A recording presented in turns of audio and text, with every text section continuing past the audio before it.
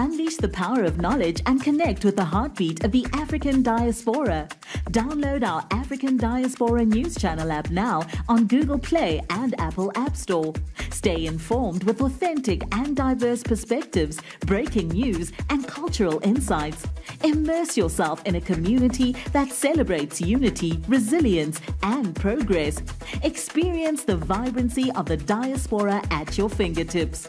Don't miss out. Empower your perspective today. Search African Diaspora News Channel and join the conversation. Peace, family. My name is Vicki Dillard for African Diaspora News Channel. Thank you so much for tuning in. Please let everybody know that your sister with the curly braids is on now. Thank you so very much. By the way, family, did you know that African Diaspora News Channel, we have our own app? Yes, yes, yes. We have taken and elevated our voice.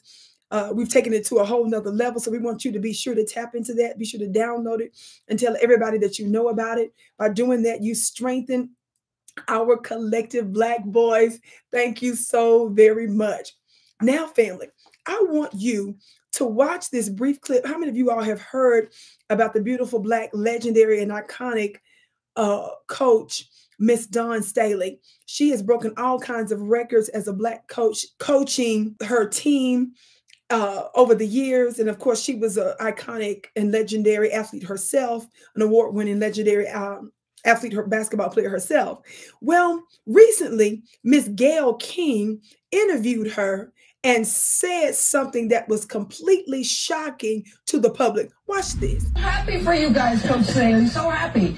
The game was such a good game. It was so close at times. And in the end, you guys pulled it out. But was there ever a point during the game when you were worried? Because I got worried. We were all cheering for Iowa, of course, and Caitlin Clark. But for so many people, you've got their hearts. Was there ever a point where you were worried during the game? I wasn't ever worried during the game. I know, when we went down 10-0. Okay, family, did you see that?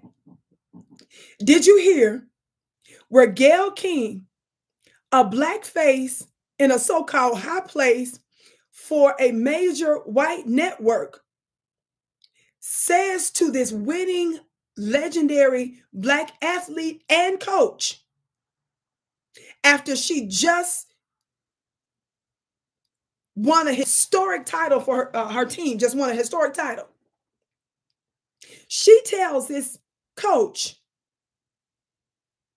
we were all rooting for Iowa and Caitlin Clark.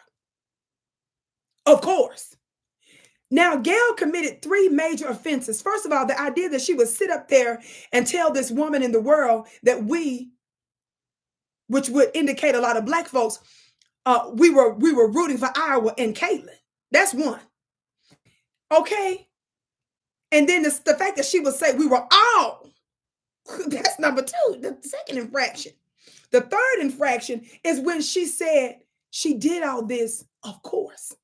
Of course would indicate as if this was the right thing to do, the expected thing to do.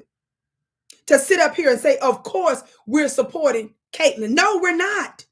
Caitlin's team is a losing team. They didn't do what the Black teams have done. They don't have championships like Angel Reese and some of the other Black basketball players, female basketball players. You've got to ask yourself, if Gayle is out there saying that we were all, who is all Gayle? Who is Gayle hanging out with? Well, she's hanging out with folks like David Geffen.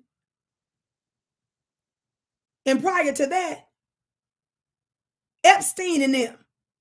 Talk black to me, somebody.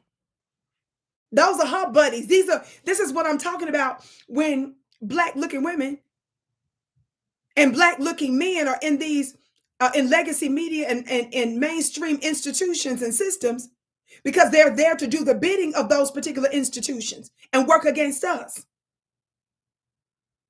She said this. She could have kept that to herself, but she said it right after this Black woman did what none other prior to her has done in this way, as a Black coach with a Black team, female team. I told you all a long time ago when Gayle did those back-to-back interviews when her network, CBS, did back-to-back series on R. Kelly.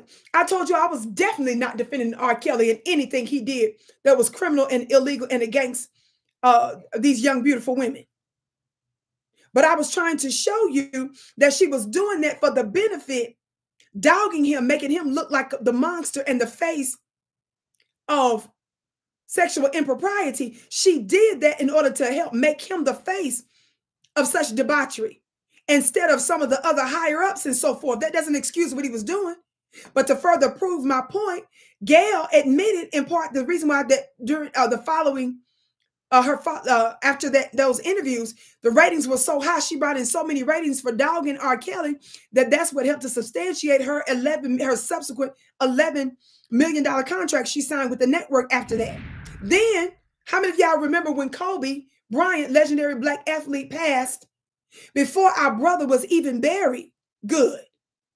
She tried to drag up a sexual assault case that received no conviction, that was credibly shown to be inaccurate. Upon learning of his passing, she brings in one of Kobe's best friend, legendary basketball player Lisa Leslie, and brought up this fake case from months prior with this white accuser of Kobe Bryant that, again, did not end in any kind of conviction or any full trial,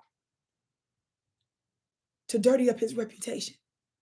And with such elegance and class, Lisa Leslie shut her down and told her that the media should show more respect during that time, and that if they actually had any real questions about his guilt, they had years to ask him.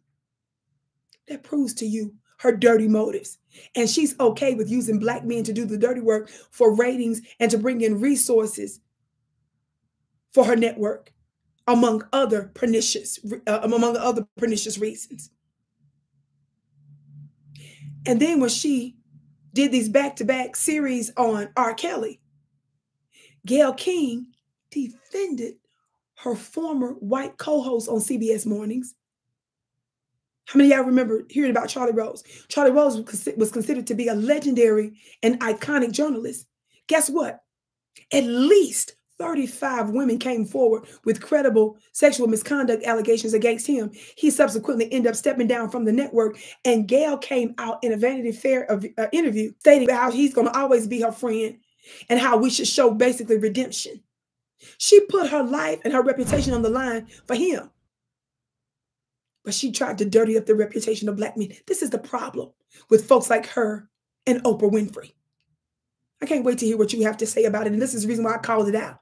But thankfully, many more people are starting to see exactly what I've been saying about her for years. My name is Vicki Dillard, beloved. Be sure to go to my website and at VickiPlanet.com, and also check out my own channel at VickiDillard.tv. I can't wait to see you again.